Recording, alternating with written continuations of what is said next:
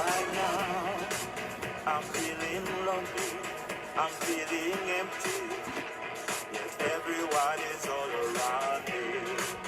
Oh, why can't I be like them? Can't I truly be myself? Wish that everything was so different. Wish that everyone could accept the real me. I have tried to hide it all this time, but it's killing me inside. Nobody knows who I really am, so I keep on crying and I keep crying. Pastor Mondo, so good to see you, Papa. I keep crying, crying, crying. Yes, I keep crying, crying, crying. Yes, I keep crying. It's a cry from the closet. We cry from the closet, yeah.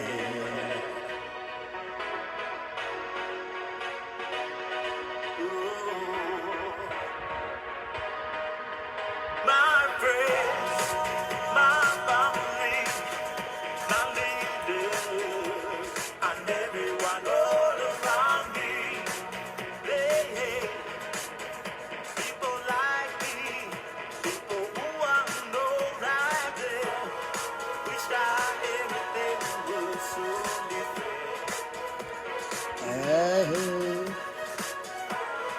Wish that all of them could understand the real me. I have tried to hide it all this time, but it's killing me Inside. Nobody knows who I really am, so I keep on crying alone and I keep crying, crying, crying. Yes, I keep crying, crying, crying. Yes, I keep crying, crying, crying. Yes, I keep crying. It's a cry from the closet. A cry from the Hello, good morning, good afternoon, good evening, and good night to some of you.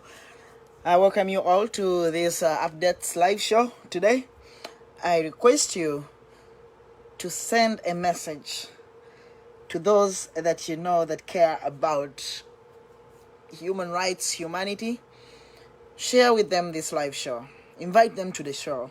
It's going to be a short one, but please invite all those that you know that care about human rights and all human rights of all people.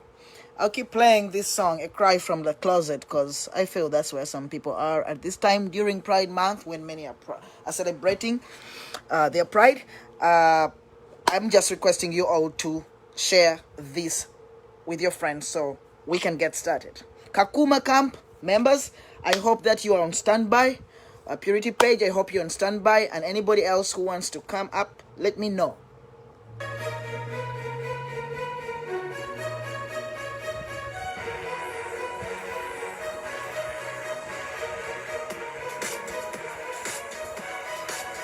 Right now, I'm feeling lonely, I'm feeling empty, yet everyone is all around me. Oh, why can't I be like them? Can't I truly be myself? Wish that everything was so different. Wish that everyone could accept the real me. I have tried to hide it all this time. Yes, Alex. Block 13, Kakuma Camp. I salute you all. You are all brave, very brave souls. Block 13, Kakuma Camp. You are brave souls. Stand strong.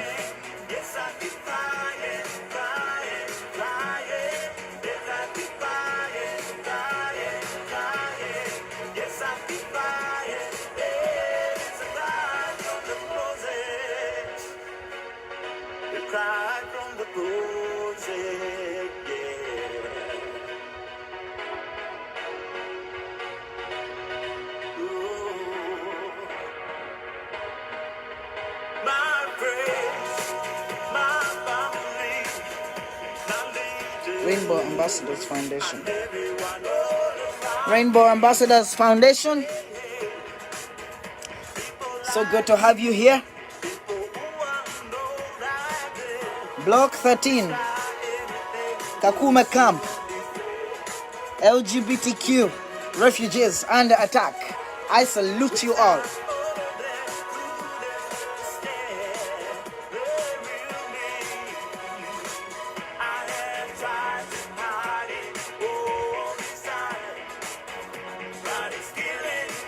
Inside.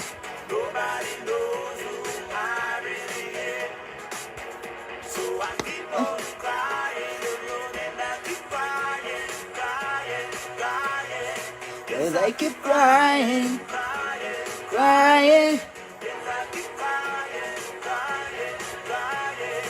Yes, I keep crying. Yeah, it's a cry. From the closet, A cry from the closet, yeah.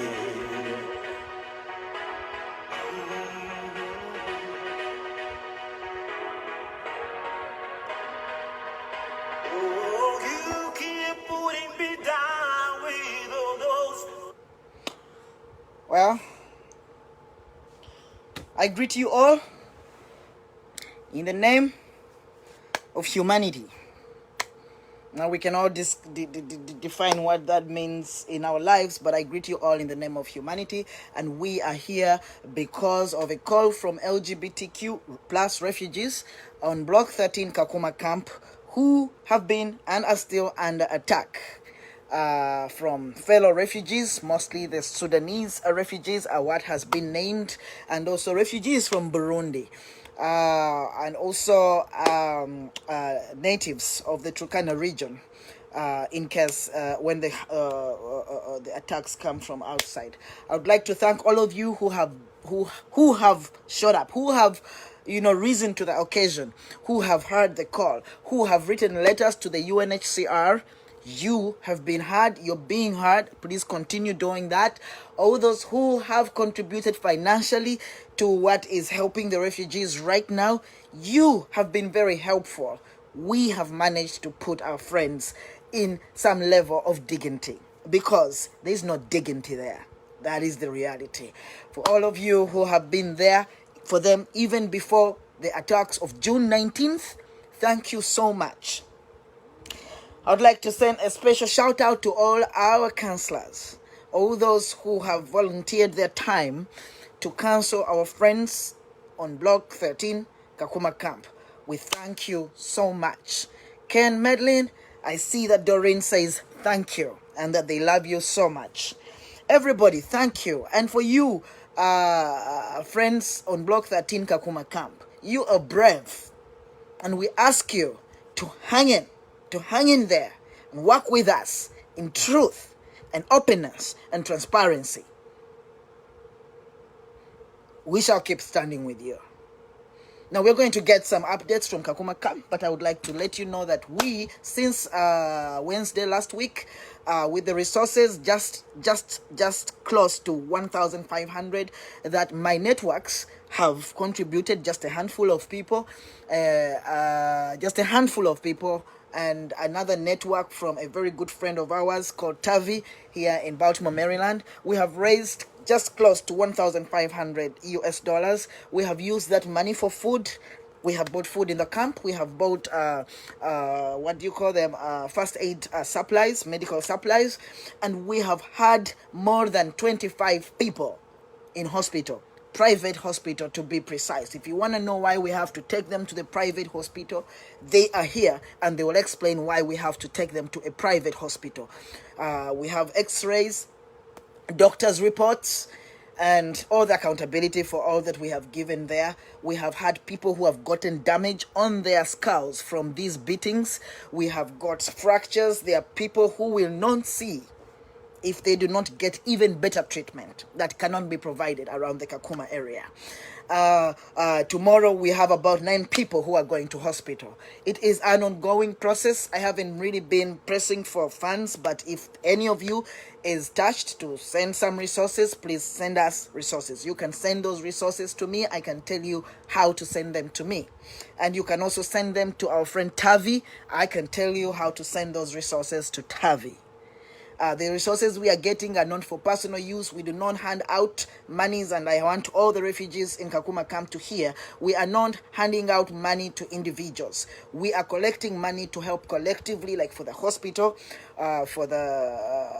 for food, for medical supplies, and very soon for blankets for the little ones who lost their blankets, and that kind of stuff. And also special nutrition for those living with HIV and AIDS. We do not have money that we are giving out to individuals. I don't know. There are a lot of GoFundMe pages that are happening, but since June 19th, we have not heard of any other serious, intervention financially at the camp. Just so that everybody is clear. At some point, I'll make a shout out to all those who have given financially to this process. In terms of responses from the UNHCR, please keep pushing those messages. However, we've received one response. There has been one response from the UNHCR, and I want you to hear this very clearly. The UNHCR actually came to Block 13. I think this weekend, Doreen and others, you can give us the details. The solution that they had was to take 2 refugees out of the camp. And they attempted to take them to another part of the camp, another resettlement within the camp where they are Sudanese. Now, these are just 2 refugees out of 138. 2 were taken there, but these refugees were wise. We hear that they refused to stay there because they were afraid that if they are left there and then the Sudanese in that resettlement find out that they are gay or transgender or whatever they identify as, they might get attacked and nobody will ever know. We are against these refugees being separated in doubles, in 2s, in 3s, and thrown in different parts of that camp. If they are attacked, a group of 138 is attacked, and they get that kind of serious injuries. What about if an entire resettlement area actually attacks just 2 LGBT refugees? We can discuss this here. But I don't think that makes sense, as in that is how the UNHCR is intervening by taking 2 refugees out into basically getting them from the frying pan into the fire. Doreen and guys in Kakuma camp, Block 13, please send your request and let us hear from you. Purity Page, please be ready. You'll be coming.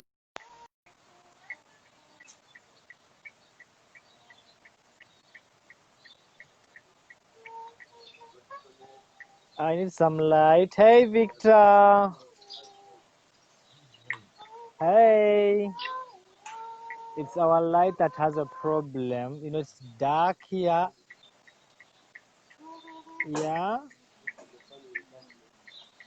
Are you hearing me?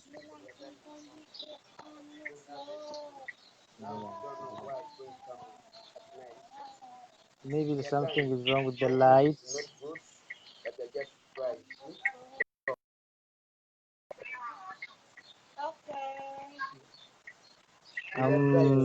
Okay, let me just go on as you're fixing the light, Victor, because I believe others are hearing, or by the time that they are hearing. Oh my God, I don't hear a thing.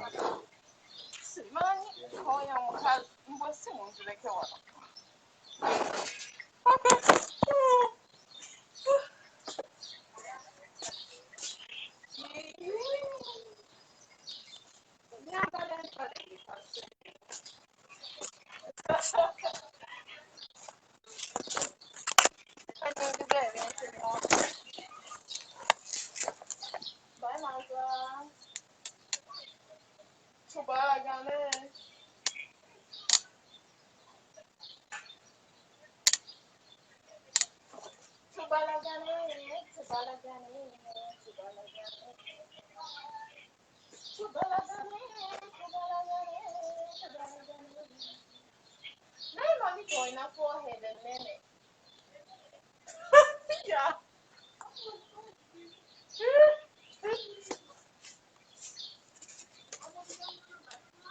Hey.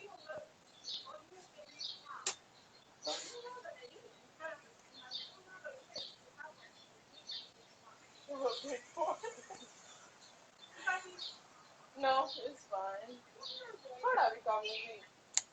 Hold on, become moving. Yeah. I don't know what's going on. Maybe it's the light, but are you hearing me, everyone there? Love you Oh too. my God. Okay. I'll just continue. I believe those are hearing, and we'll continue like that. Maybe the next show, the next shows to come, the audios will be better. I first of all want to thank Victor and everyone that is working with your team, everybody that. Oh my God. Okay. Okay. So much. It's amazing. It's really helping us so much, especially after the 19th attack that tormented our lives, that tore Block 13 apart.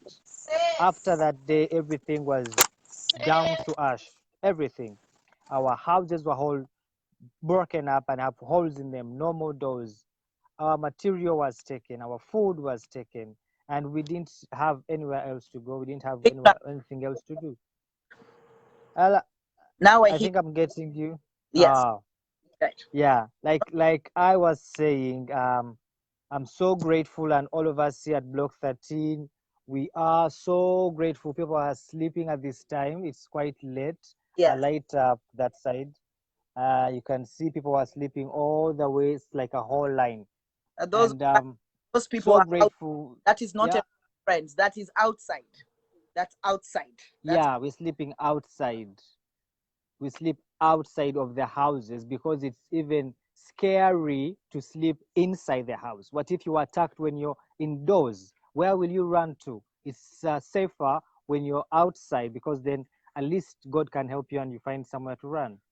Um, Today the police came and then left. Usually UNHCR used to bring police and they stayed here, but now the police came and went. On the weekend, today is a Sunday. On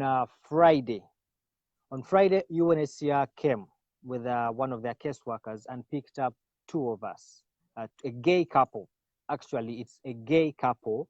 They picked up this gay couple and took them in another part of Kakuma, not outside of Kakuma, not outside of Kakuma, in another part of Kakuma, in Kalubaye, a place that's even farther from the other towns in Kakuma, a place that is more deep inside of this camp, more hidden, where there is less access of electricity and roads, and even shops are very scarce in such an area, a place that is even deeper.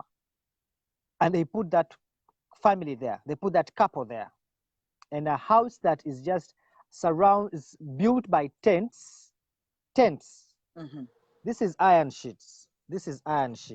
As you can see here behind me. Yes. But then that house was built by tents. Yes. These people are not already angered by the violence they experienced during the 19th. They would have stayed there and be.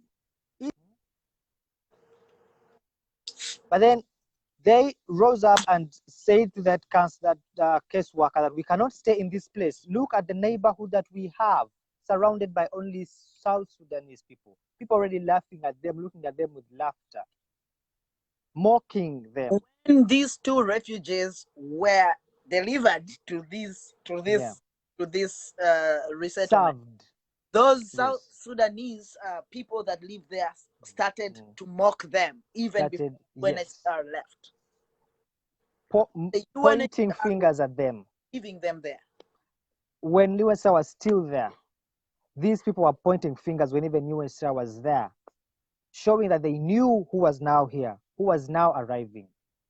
Do you understand what I'm saying? Yes. We are people who are already noticed in this camp.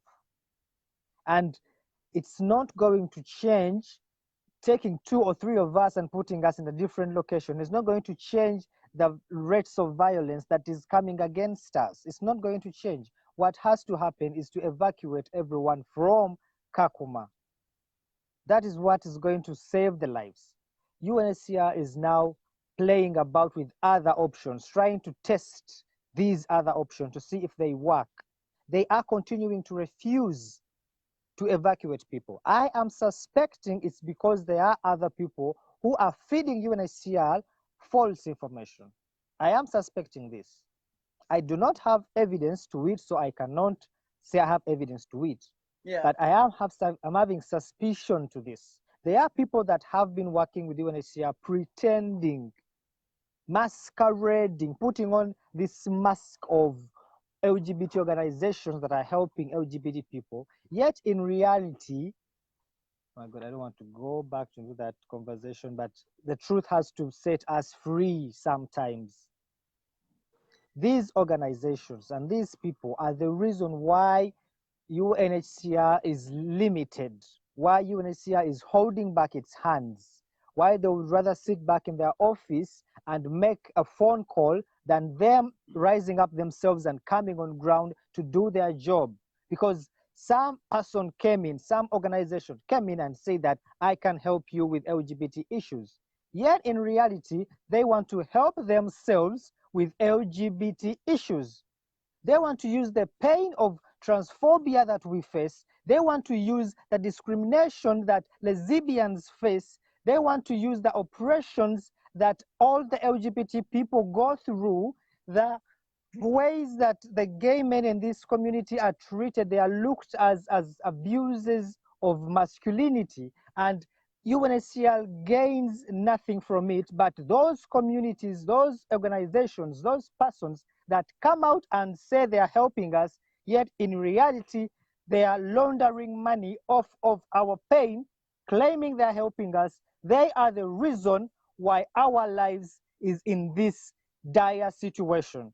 People are having broken arms, right? I'm talking about right now. Broken arms. People are having ulcers, and not because the food is not there, but because they don't have that appetite. They are living in fear. They don't even have the mood to eat. They are in fear. People are having so much emotional distress right now that it's going to take years to treat the PTSD that people are suffering now in Block 13. Mothers are having problems with their children because children themselves see a Sudanese pass by and they start crying. Panic in children, panic. Waking up at night in nightmares. People are having limbs that are twisted limbs. I can tell you of one case, Paul. He had his knee broken. And during the healing of the knee, it came back twisted. When it's standing, one leg is straight and the other one is curved. Even if you go resettled, even if you get everything, nothing is going to change. The situations that we are in right now have only one solution, and that is to evacuate the LGBT community from Kakuma. That is what we are all standing on. But I wanted to ask you, Doreen, there is an organization that claims that, or tells me that you guys refuse to go to receive free treatment from the clinics in Kakuma provided by UNHCR, like Clinic 7 or whatever. And are wasting resources that we give you by going to the private doctor who has actually treated you guys. Yes. We have all the x-rays that have been taken. What is the story there? Have you refused to get treatment elsewhere? When after Thank you so much. They took you people to the clinic on June 19th and June 20th. They gave you treatment. Was it proper treatment? Was it enough for the injuries that you have? Why have you not gone back there, but instead gone to the Mission Hospital? Yes. I am one of the people that was hurt during the 18th and the 19th attack. That very night, the police came and they took us to Clinic 7. Clinic 7 is the general hospital here in the camp, is the main hospital, so to say. Mm-hmm. There is, and I will repeat this even if UNHCR is claiming that this is false information, I will repeat it.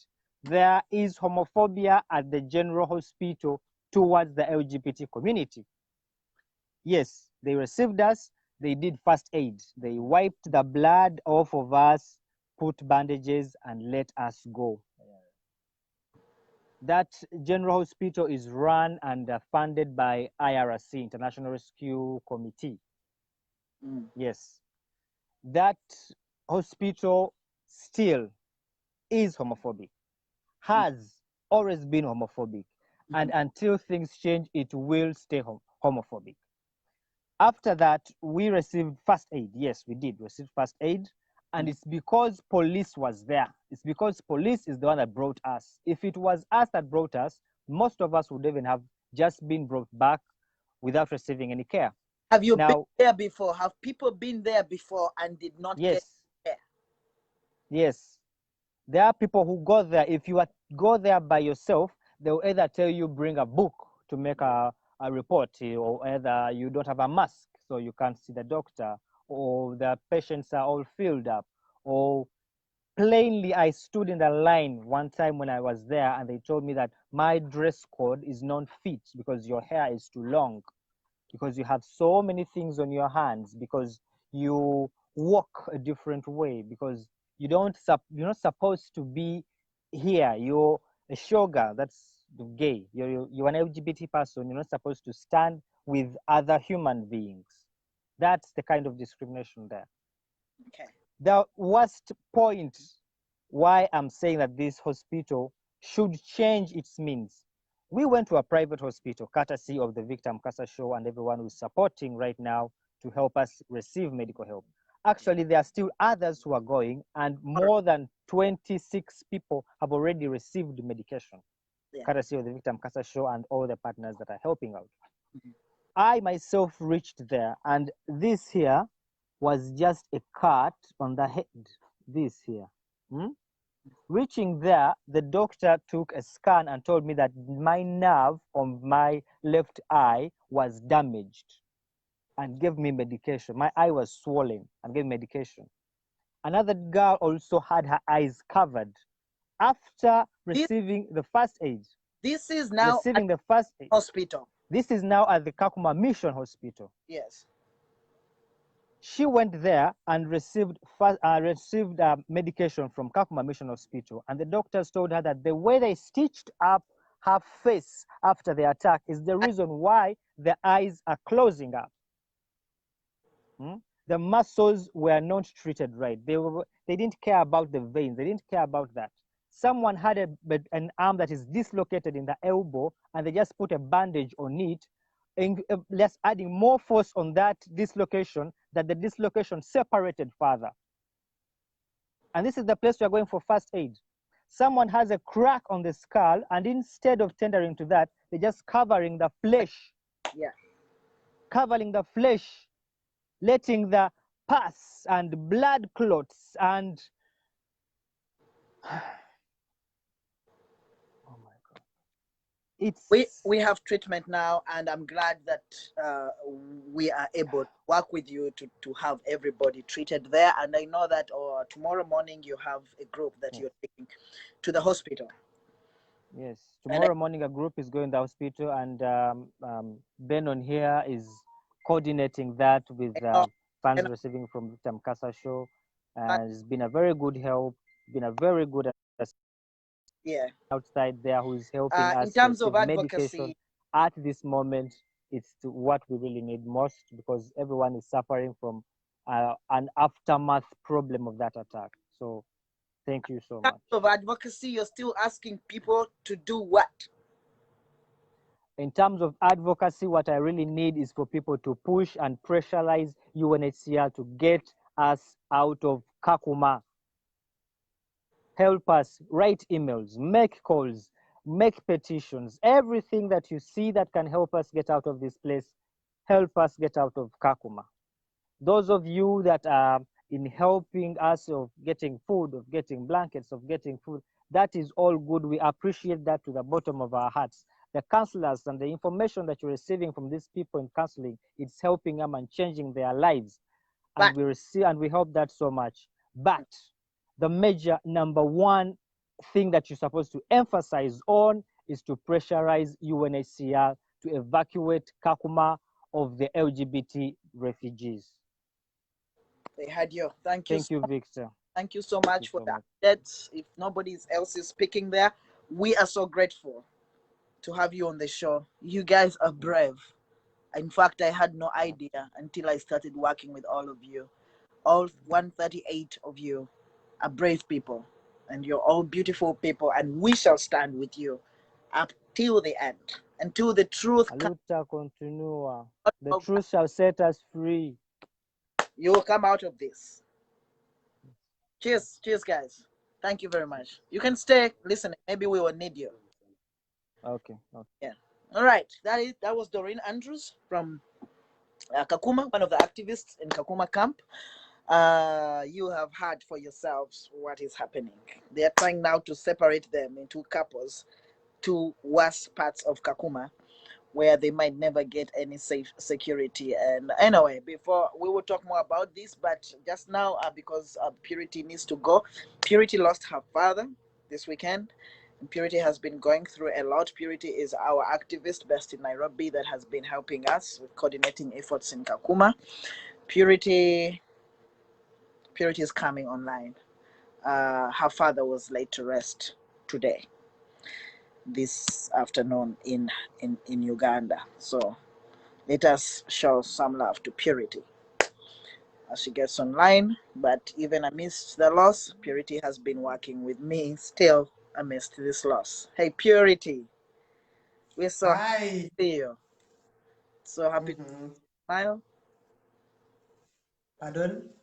It is. I'm glad to see you smile. I'm not sure that it is because I know what is happening. I know the story, but we are happy to. Yeah, and I don't even have my earphones, so because I'm a mess, I lost my father, and a lot is happening, so I don't have my earphones. Okay, Yeah, but I would love us to have a moment of silence for my father because a lot is happening at home. I'm supposed to be the heir to my parents. They thought I was a boy when they gave birth to me until they discovered I was actually different. And the eulogy I sent to my family is who I am. So let's just have 1 minute, just 1 minute, for a moment of silence. Tata, may you rest in peace. amen. Thank you. So now, I have mourned for so long. So this is not the first time I'm mourning. Because why I mourn so much is because people do not understand what happens in Nairobi and in Kakuma camp, more so in Kakuma camp. What Doreen just said, Mm. Doreen called me a few minutes ago and asked me, sister, I know you're mourning your father, but I do not know much about my father or so much. You know, so many refugees actually told me that. I was supposed to be mourning because a lot is happening. But then I felt so angry that I had to put aside my father. My father was very good when I was growing up. Beautiful, beautiful childhood. He wasn't there when I discovered who I am. Being a transgender is a lot of work. Being a transgender is hard to be understood by somebody probably maybe who is not. Because what is happening in Kakuma is so many other selfish people, selfish organizations telling people to keep a low profile. You cannot keep a low profile that much when you are a transgender in a camp where everybody wants to kill you. Even if I was wearing a huge baggy suit, I wouldn't be rescued from Kakuma camp if I was there. Why? Because still something would be wrong with me even when I'm just walking, even going to the hospital. And this hurts me because I know there are so many entities that are being fed on LGBTQ refugees. You know, I love this quote. My mother told me that they will know us by our fruits. They will know us by our fruits. And why I say that, probably UNHCR doesn't understand that actually sometimes it gets information from wrong people. Organizations that only want refugees, LGBTQ refugees, to stay in Kakuma camp so that they can stay relevant because they are mandated to help LGBTQ refugees. And the only thing they do is to divide us or do so much propaganda or feed UNHCR bad information so that they can still have the paycheck. I know them and they know themselves. And this is not really wrong. I'm mourning my father, but I put that aside. As hard as it is, I don't think there is anybody who would feel so comfortable coming here and talking when your father just got buried. My father just got buried a few hours ago. I'm supposed to be his heir. I have so much going on. And these people are masquerading. Let me tell you, there is a day UNHCR itself will understand that sometimes they get creative information from these organizations that only feed and have their paycheck on behalf of refugees. Do you know what they do? Just making sure that they still have LGBTQ refugees in Kenya so that their organizations can be relevant and they can be able to pay their bills. That is wrong, and I don't hate anybody. We are in the same struggle. We are in the same struggle. I'm not a hater of anybody, but I would love the world to understand that being an LGBTQ refugee in Kenya is so hard. In that, we even have people who come here because like it's East Africa. There are no jobs. They come here to look out for survival, and they can take in anything that they are given. And now they have to join our community because they know there are people like Purity who look different, and probably maybe because of the attacks we get, because of the insecurities we get, we sometimes get favored. And then when they infiltrate our community, they end up taking in anything because like they are not part of us. And that is a success story for UNHCR. But I would love to tell UNHCR, because I still believe in that entity. I'm going through so much and they know. UNHCR knows that I'm going through so much. Please listen to LGBTQ refugees in Kakuma camp. Why I say that? Somebody can interpret it. Listen to their needs. Listen to the fact that, like, look at me. If I was in Kakuma camp, how would I be behaving? Even in a dress, how would I be behaving? Why would we feel like I am, faking up so much? Why would I even fake up anything to get scars and get all those issues that we are getting? Why? No. So I would love us to understand, and I would love to tell the world that being LGBTQ refugee in Kenya and being a refugee is a transgender is a lot of work, because it will be hard for some people to actually understand you.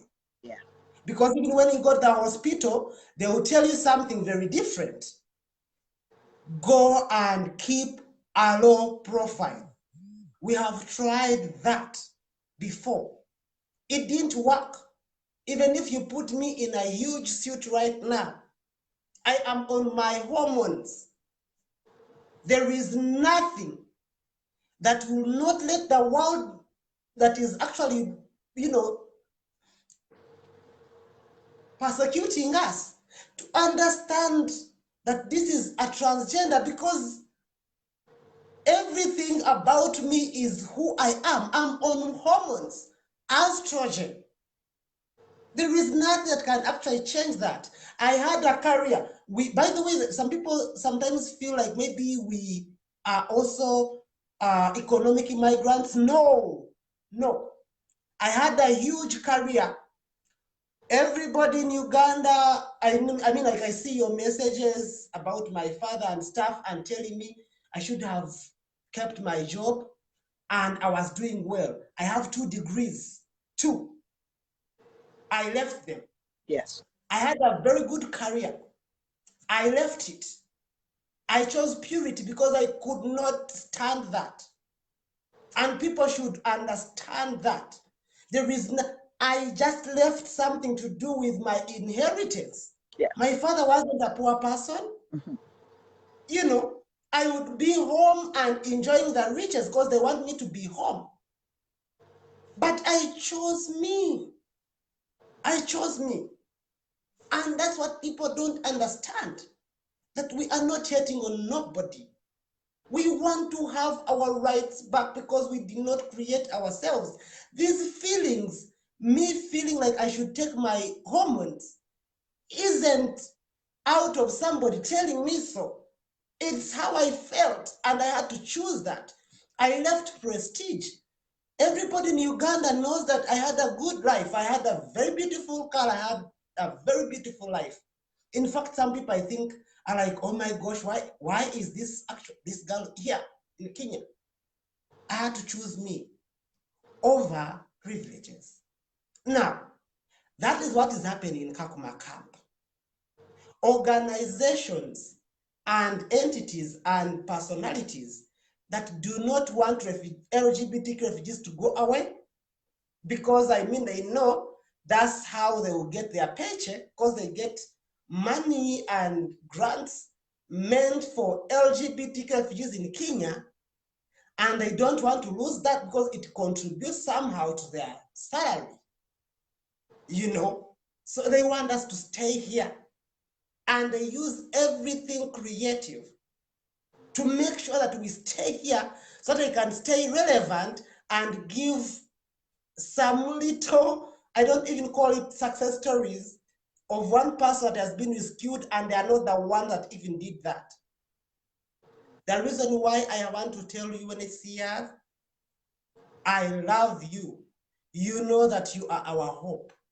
You accepted us as LGBTQ refugees. Please learn how to sieve information. I do not have time to write a big report or to backbite anybody or send it to UNHCR. I do not have it, but I have my voice to tell you this. Some people that are telling you all that kind of nonsense is because that has become their career. LGBTQ refugees in Kenya have become their career, and they don't want to lose it.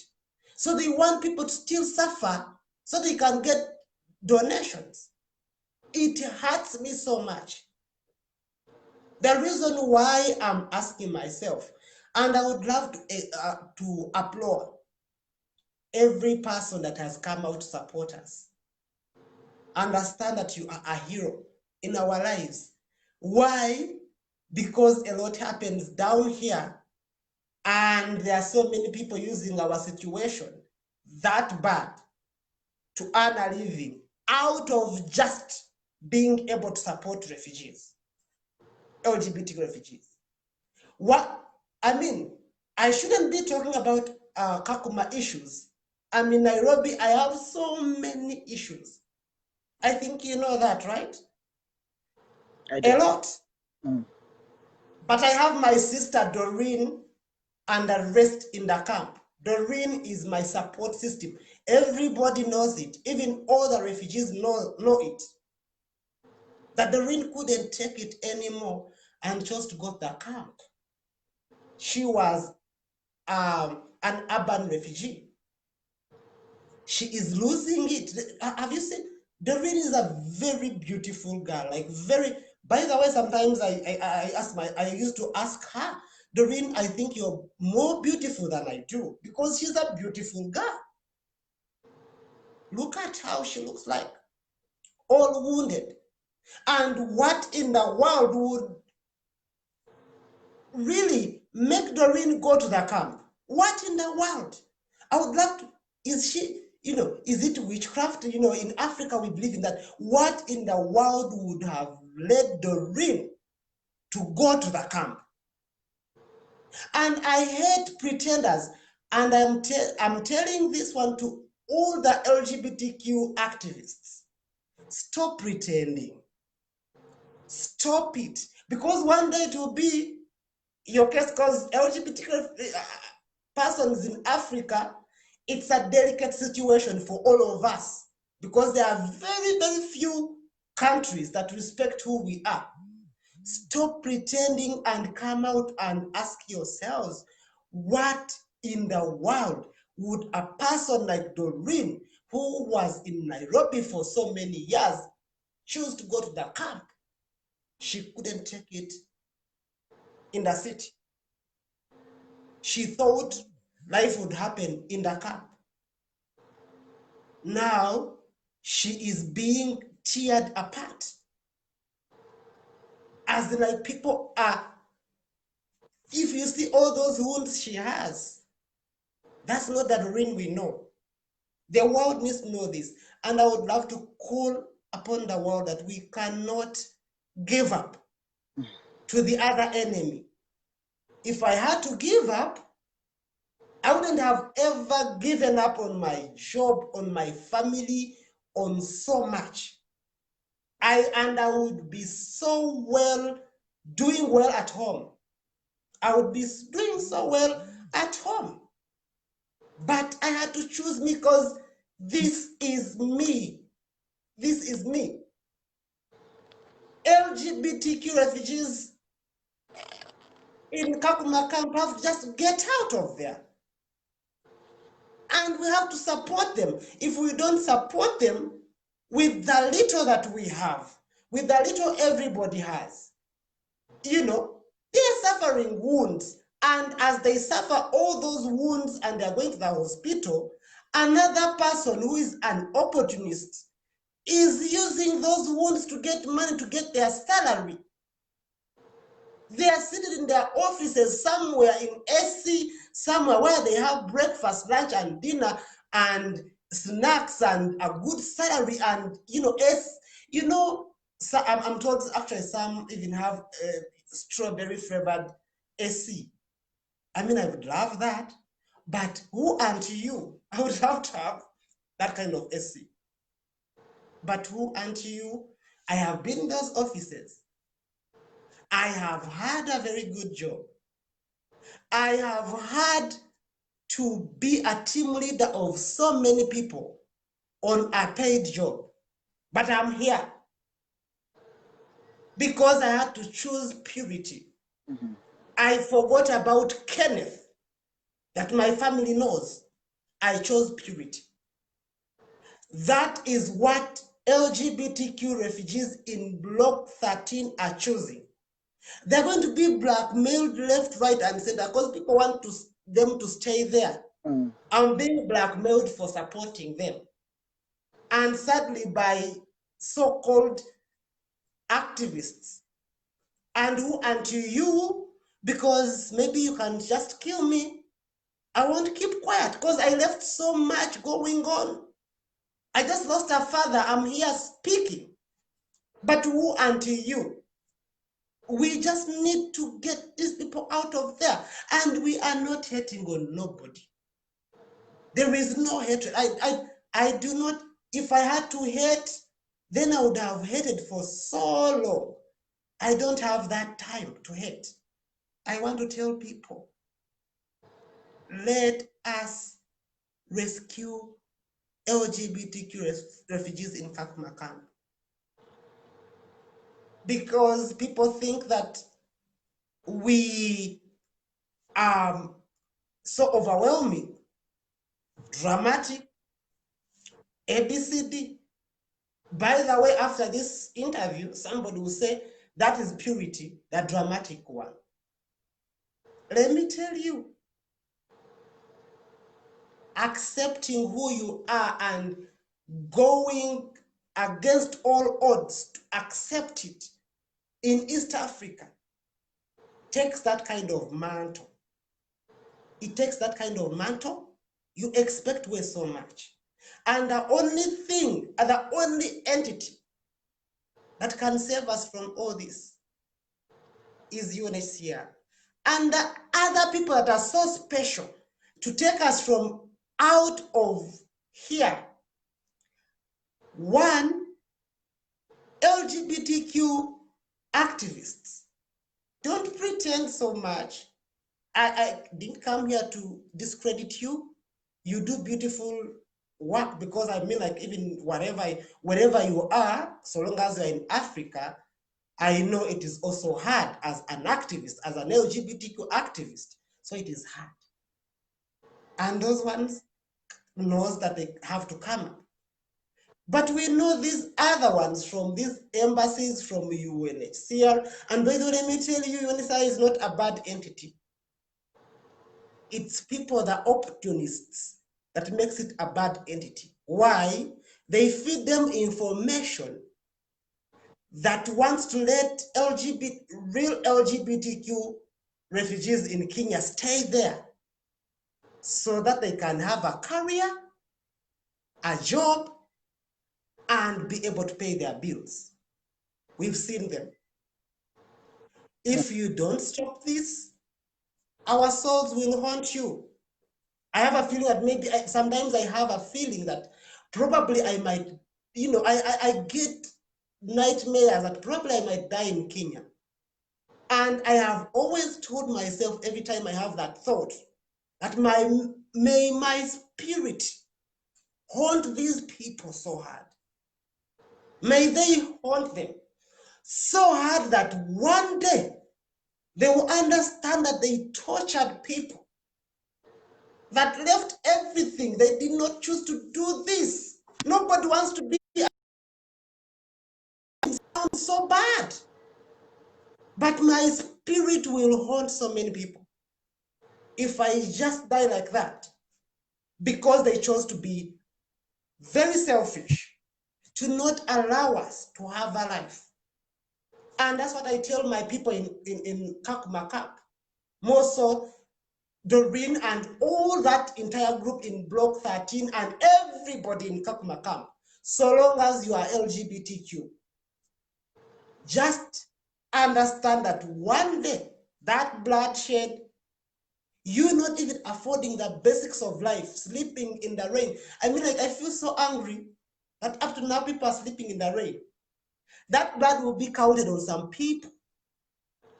It will haunt them. It will get them out of their offices, and they will undress themselves. And I'm not a witch, because I'm a spiritual person, but I don't believe in witchcraft.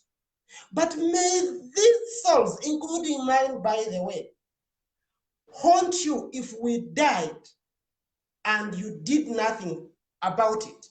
Or if you chose to use our predicament, because we know it in Africa, somebody posts a photo of a very suffering person, a child in Karamoja in Uganda or Lodwar in Kenya, that doesn't have any clothes, and that organization will get a lot of donations.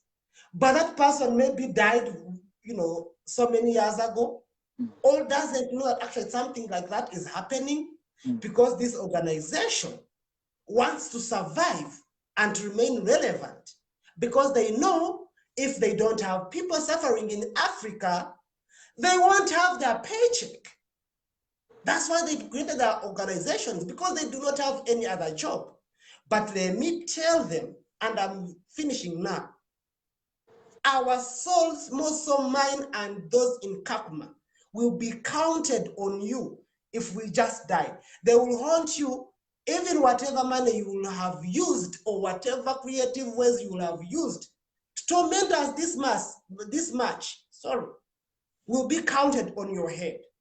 We shall haunt you, our spirits will haunt you. That's what I'm a bit angry. I'm sorry, I'm a bit loud, Sorry, but I feel. do not apologize for that. In fact, while you're still angry, do you mind making your another call to the UNHCR and to human rights organizations in Africa and worldwide that are silent about the plight of LGBTQ lives in Kakuma camp? Thank you very much. First of all, even with my anger, I know that UNHCR is able to do this. I know that you know this. I know that so many organizations that masquerade to be helping LGBTQ refugees in Kenya come in your inboxes because they have systems, they are being paid, they get donations. I mean, like, their paycheck is there. And so they have all the time in the world to come to you and creatively make sure that we stay here suffering, and tell you that actually they are doing so much with that. By the way, they have very good reports. They know how to make monthly good reports, creative, those professional reports, Yeah. annually. Also, those are also organizations that you've been talking about, but I want you to make a call to other organizations that are not yet involved in this. African human rights organizations, African LGBT human rights organizations, because they are there asking, what can we do? We made a call on Friday and they're all beginning to come out. What do you want from them? And tell the UNHCR in a few words what you want about the people in Kakuma camp. Thank you very much. So I'll make very brief. For UNHCR, I have to tell you, sieve what information you get from us. Please understand that you need to get us out of Kakuma camp. People have to get out of Kakuma camp. There is nothing else. They will never be safe there anyways. Please listen to these angry, vulnerable people that are being blackmailed left, right, and center and have nothing like hope. Now, I have a call for international and all organizations in our spectrum. Let me tell you, if it is time for you to work, it is now.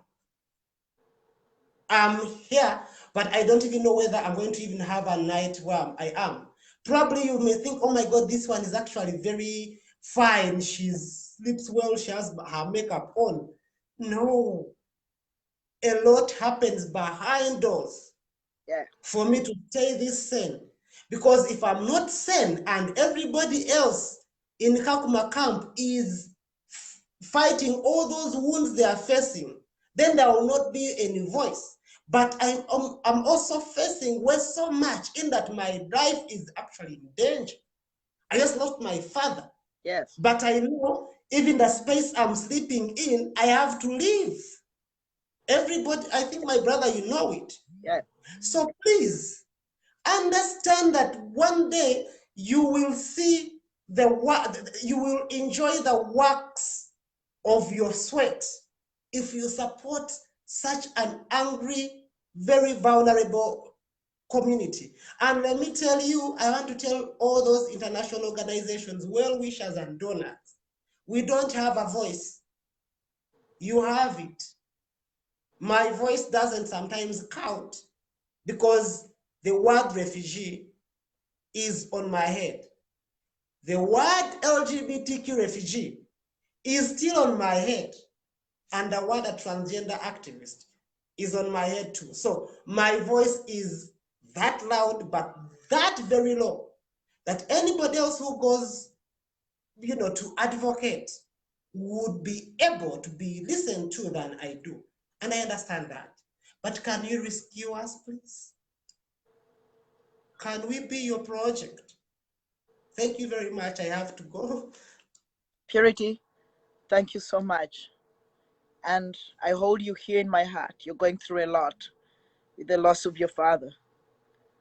But thank you for standing with your friends. And Purity, I'm going to give you a call as usual after this live show. Thank I you. love you. And many people have told me that they love you. They want to know how you're doing. I love you too.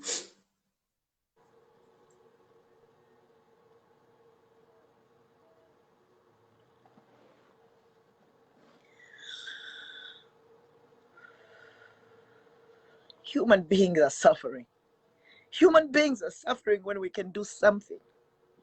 When we have the power to do something. We have the muscle to do something.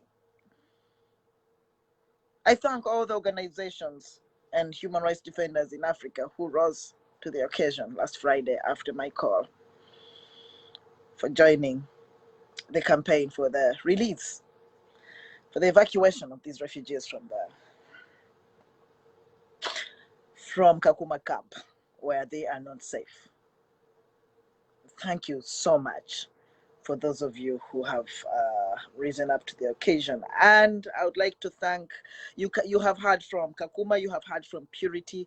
The call is for immediate evacuation. That is the main thing that they want. They want to get out of there. There might be means of getting them out of that camp, but without the blessing of the UNHCR, meaning that if the UNHCR does not give them movement passes, if they don't issue them movement passes, they cannot have safe passage to anywhere outside of Kakuma camp. They need that blessing. They need that safe passage. If they don't get the passes, they will be arrested along the way. They will never get to Nairobi. We need all you human rights organizations to join this struggle. Let me tell you something. A lot of word is going around. Some people have reached an extent that these things are actually faked by refugees themselves. It is not true. We have seen the perpetrators. And if they're doing it to themselves, then they're freaking crazy. Then this place has made them freaking crazy that they need to get out of there. Whatever angle you look at it from, they need to get out of that place immediately. And please, all human rights organizations here, the petitions are on our Facebook pages, because that is all we have. We don't have all those, letterheads that you have. This is just the Victor Mukasa show. No big deal. But if you're a human rights organization there, use your phone, use your lines, use your email addresses, use your respectable letterheads, and approach the UNHCR on behalf of these refugees. Save them. They are under attack. I have evidence. And we are documenting it from all the counselors, the doctors that are seeing them, and even our interactions with them, because also we understand the context in which they are living. It's not different from where we come from elsewhere in Africa. Shane Phillips, you wanted to come online. I don't know if anybody else wants to, but as you all come, whoever wants to speak, I would like to send a shout out to the following people who have really supported me with funds that I'm using to take our people to hospital, to feed them, and to have the first aid medical materials available in the camp. Like I have said, I have collected 1,423. No, I have collected $1,568. 1,423 was given straight to me. $435 was sent to Tavi. So all those in Tavi's network, this is the money that you collected, and we thank you so much. And from Ken's network, we had $70. And we would like to thank the Rainbow, I think, Foundation somewhere for the prayers that you had this evening. Now, with that money that we've had, the money that came directly to me actually came from friends. I have not received money from any organization or, uh, groups that are collecting money out there. The money that I have received is mainly from friends, and I thought that I would make a shout out to my friends who have done this. My sources of this money are Jen Jick from Baltimore with $100, Alia Adams, a former refugee who really cares for her friends, has also given some money. Leila Babidie has given some money. Rebecca Drum has given very generously to this struggle. We have Hilary Taylor, a people power activist from Uganda, just an ally, not LGBT identifying, gave us $300 2 days ago. We have those, and then myself, those are the people that have given money to me, nobody else. The other money has come through Tavi, our fellow activist here in the US, and has raised 435 from their networks and $70 from a friend called Ken. That is what we have had since June 19th, and that is the money that we are using to take people to hospital, to give a good meal, nutritious meal to those living with HIV and AIDS, for the borders to the hospital, and for the food that they're eating, and for the first aid materials that they are using. We still need those resources. I have put my number, pinned it up there. If you are up to helping, you can send me a text via WhatsApp. Just text messages, please. This is my personal line. I cannot receive all calls coming through it. Text messages via WhatsApp will be helpful, or you can leave me a message on my Facebook profile, Victor Mukasa, or inbox for Victor Mukasa. And we will be really anything that you can give counts. $5 goes a long way in Kakuma camp. And all those who have given, we have all the accountability. We have the doctor's medical reports, all receipts for food and for medication and treatment. But the main call is to continue calling on the UNHCR to offer immediate travel passes, movement passes to LGBT refugees. Yes, Shan, Hey, how's it going? Nice to see you, Victor. welcome, comrade, to the show. I am excited to be here again. I just want to talk about a few points real quick. Yes. First of all, I want to say thank you for what you're doing. It's absolutely been phenomenal. When I talked to you on Thursday night with one of the people on our team, Jeff from Australia, we were just blown away by what you've accomplished. And it means a lot to us because we've been working with these refugees and asylum seekers in the camp too. I want to give a shout out to Doreen. Doreen is just, if you've ever seen a sports team, and just that one guy kind of carries the team on the back, like LeBron James or Michael Jordan or Kevin Durant or whatever, Yes. Charles Barkley. She is like that one person that just carries everybody on her back. She is absolutely phenomenal. Yes. I cannot say enough for Doreen. It's just absolutely phenomenal. If we were playing basketball, I would want her on my team. I would. We would fight for her, Shen. We would fight for her. But Shen, what do you think of the intervention so far that the UNHCR has made of taking a couple out of the camp into a different part of the camp? They do not have a freaking clue what the hell they're doing. They do not have a freaking clue what they're doing. And my question is, what the hell are these people thinking? I mean, you have Dr. Grandi that runs this organization that refuses to look at emails. And I even asked the guy, I'm like, are you homophobic? Are you racist? Because if this was a bunch of white people or a bunch of people in Europe, you would react different to this situation. And I've just heard crickets from his email since. I've heard nothing from him because he doesn't want to come out and talk about it. And none of the leadership in UNHCR wants to do anything. So let me get this right. You're going to remove 2 people from a place where they're protected with all their friends and family, and you're going to move them separately in the middle of the fire. Yes. I just do not understand it or get it. It is absolutely mind-boggling what the hell these people are even thinking. And I want to give a shout out to Pretty too, because she's an amazing woman. Absolutely amazing. Very educational woman. She's actually with us on our team. She doesn't have a position with us, but she's always willing to help out whenever she wants to. She's always willing to help us out. I'm love to have her, and I love having her in her leadership because she's such a very educational person.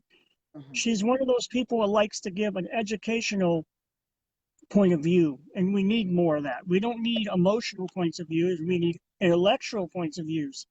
And Purdy is one of those people that likes to really think intellectual, and I really thank her for being a part of her team so far. Done amazing. Amazing person. And the more you get to know her, the more you like her. And I'm really proud to be associated with her each day. Ken Medlin, shout out to him and his food bank. We're connected to him as well. I want to talk about, go ahead. Ken's group that actually organized the prayers for LGBT.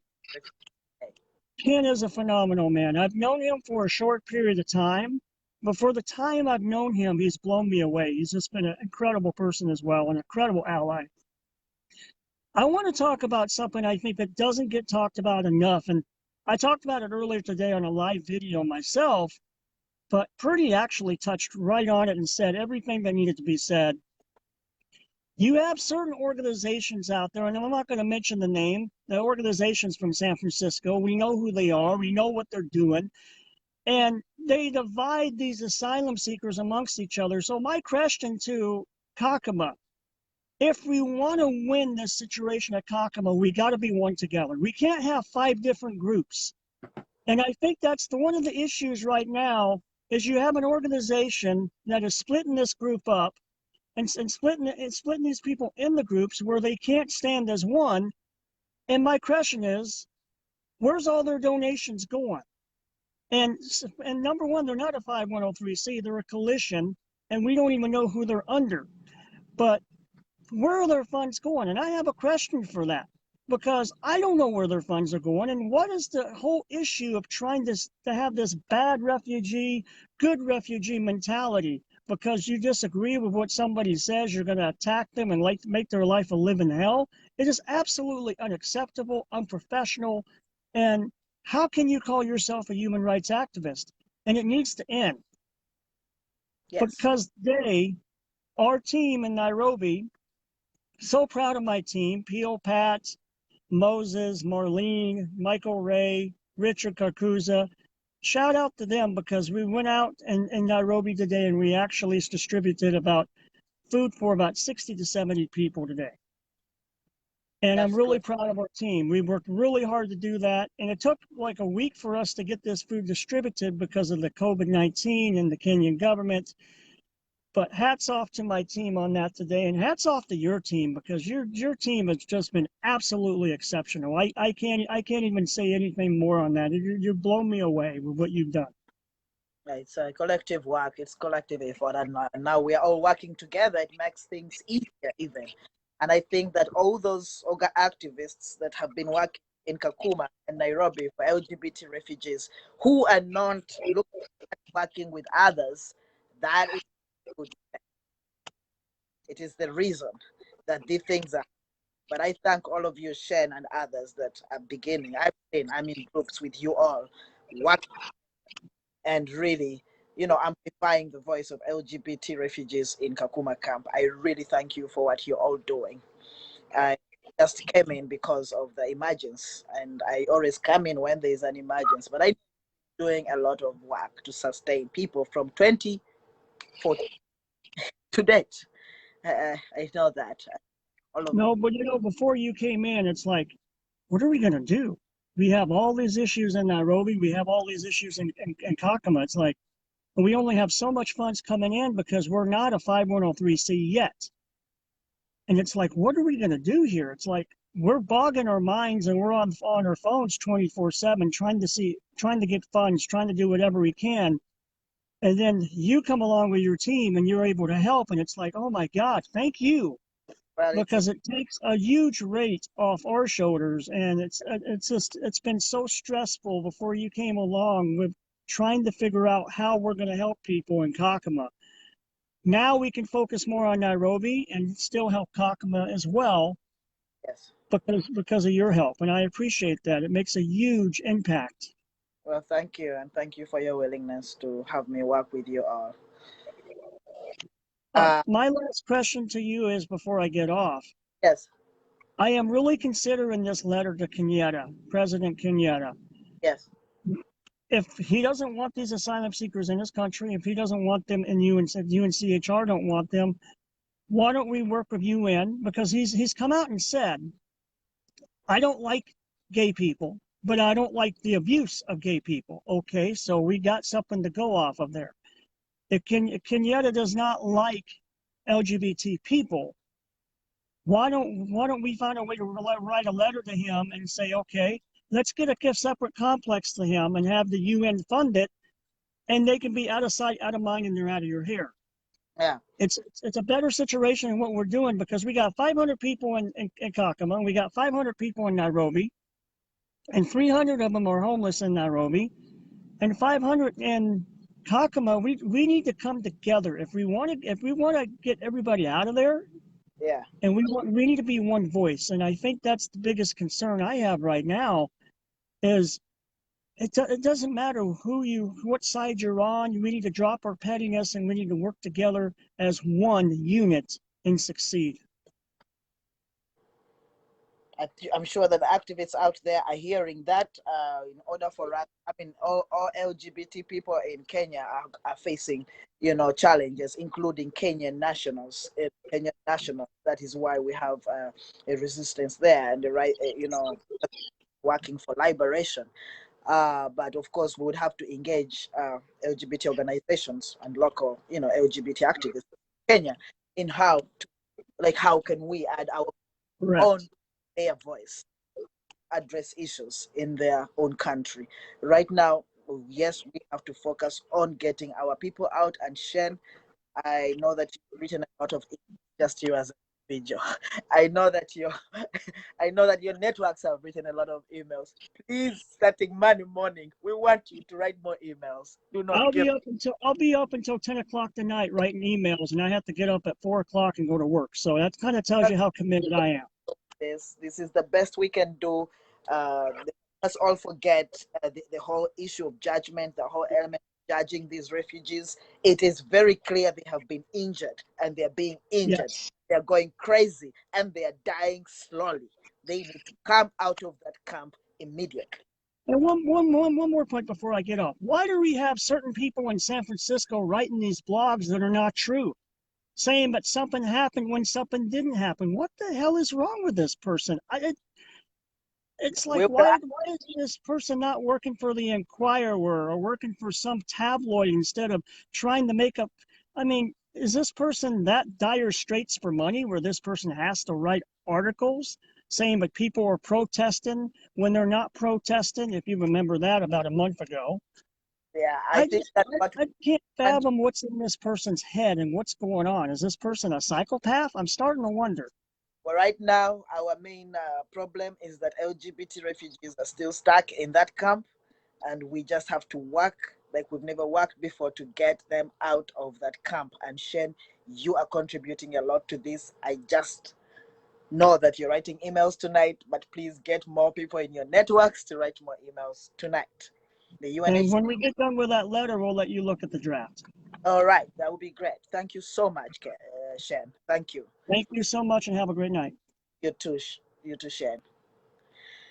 All right, my friends, that was Shen Phillips, one of the people that have been helpful in there. And we see that Matt Beard from, what is that? All Out is here.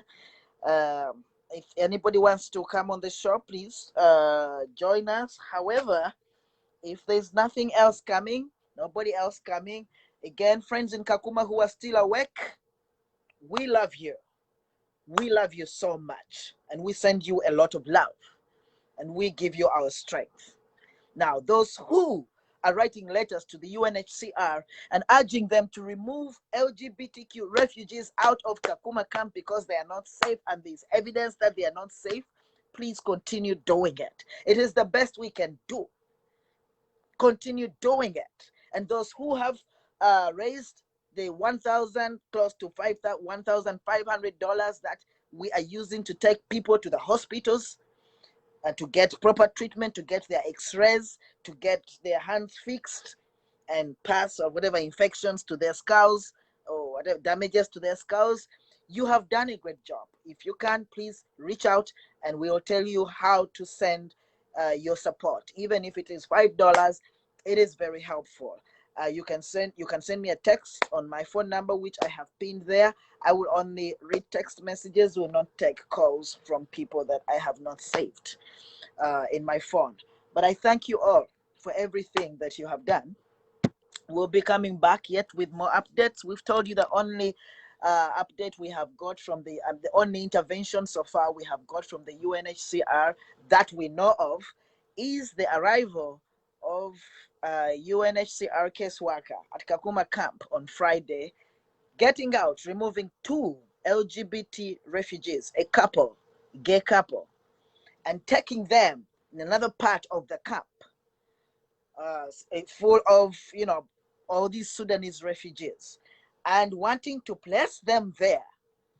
And while the UNHCR official was even still there, these Sudanese refugees were already pointing and saying, we know them. They are gay. And so they refused to stay because they didn't know what was going to happen once everybody has left, once the officials have left. They feel safer with others because together 138, including children, can protect themselves better than if 2 were attacked in a different part of the camp. So that is what the UNHCR did. Some people might come and lie to you that this is not what happened, but this is what happened. A lot of people here say they have done some investigations. There are a lot of things you have lied about. There are a lot of things you have said truth to. The refugees are under attack. We have seen the blood. We've seen the people hitting them. They need the protection of the UNHCR. We cannot be complaining about where did the attack come from and what. Whatever attack happened is a human rights violation. It is a human rights violation and cannot be taken. There is no explanation that makes it right. All those involved in those attacks need to be brought to book. Their faces are visible. We are seeing videos of people hitting others like they're hitting animals.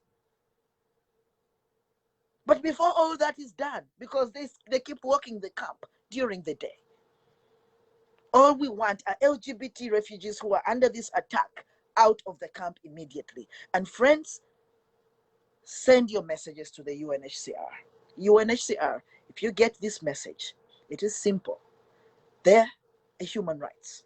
There is a right to life, a right to safety. These people came out of countries in danger, and they came to safety before they reached their final resettlement places. You have committed to protecting them. We have failed to protect them in Kakuma camp. There is a lot of ignorance about sexual orientation. There is a lot of ignorance about gender identity in Kakuma camp. Not only with the refugees, with the doctors, even if some groups will say they have worked with the doctors, they're doing a great job. We have people who are facing homophobia in the hospitals that you have provided, transphobia in the hospitals that you have provided. The camp and its system is not ready for LGBT refugees. I say it again. If I was a refugee in Kakuma camp, I would have been killed a long time ago, because there's no way in the world I'm going to wear a dress, going to grow my hair into a little puff with little ribbons just to get resettled. That is the nature of most of those refugees. They can pretend for a day to be who they are not, but not for months. They can't pretend for months. You cannot pretend to be who you're not for months. Most of these refugees do not at all.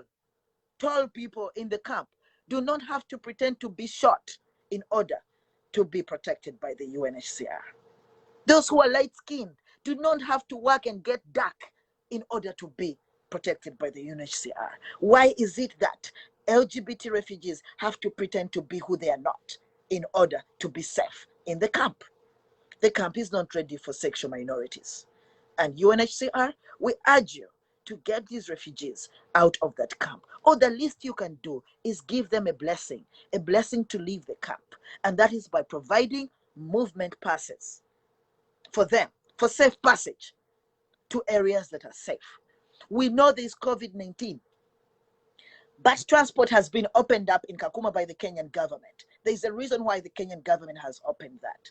Cars are moving from Kakuma camp to Nairobi. Cars are moving from Kakuma camp to Nairobi. There is COVID here in the United States, but buses are moving now. There are ways that they put us in these buses so that we minimize the spread of COVID-19. So we cannot even use the excuse of COVID-19.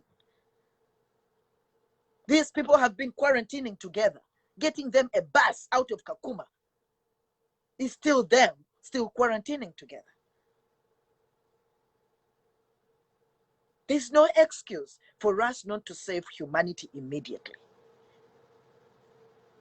And you organizations, LGBT organizations in Africa and internationally, human rights organizations, you cannot remain silent when this is happening. Listen to both sides. A lot of you are listening to one side that says the LGBT refugees are exaggerating.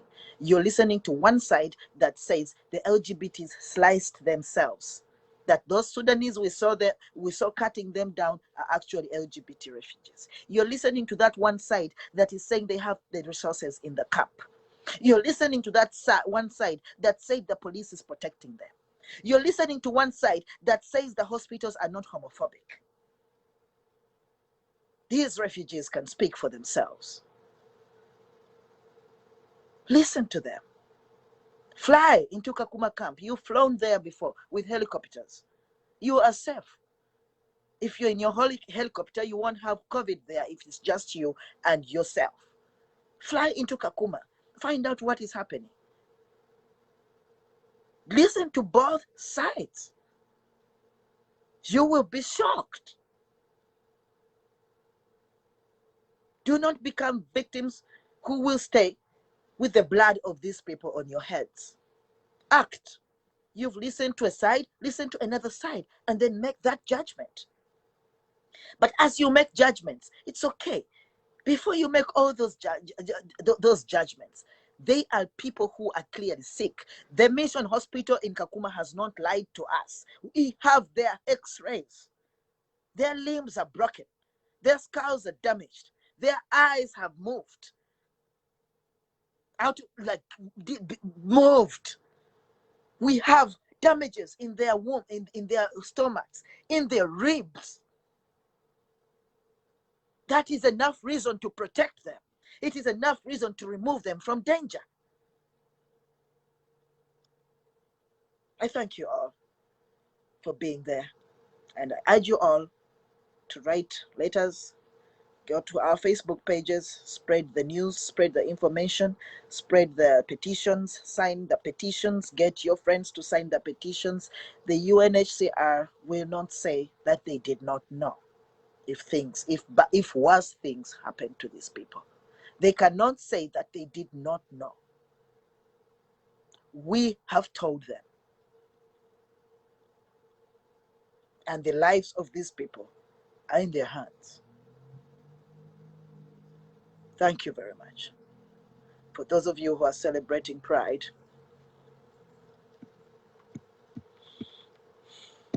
happy Pride.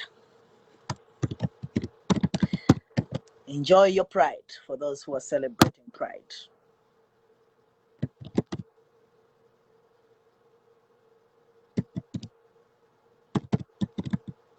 But please spare a moment and write an email to the UNHCR as you celebrate Pride. And I know we are all different, but at the end we are all the same. This song is dedicated to all of you as we close.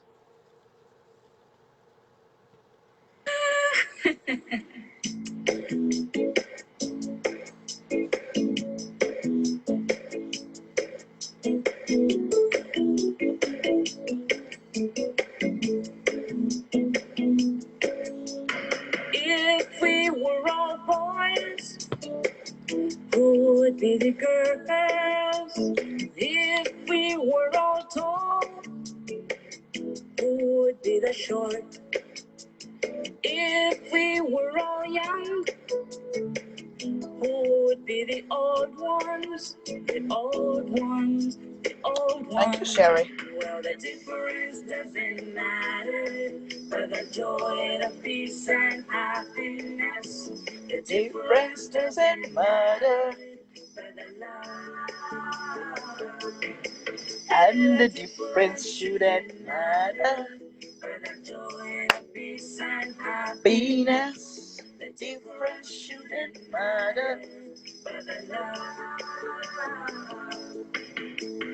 If we were all rich, Then who who would be the poor man?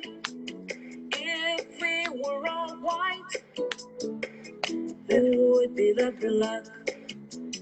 If we were all strong, if we're strong, who would be the weak? ones? The weak ones, the weak ones. Well, the Difference difference shouldn't doesn't matter, but the joy, the peace, and happiness.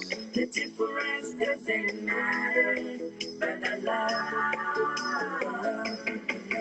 Ooh, the difference shouldn't matter. But the joy, the peace, and Happiness.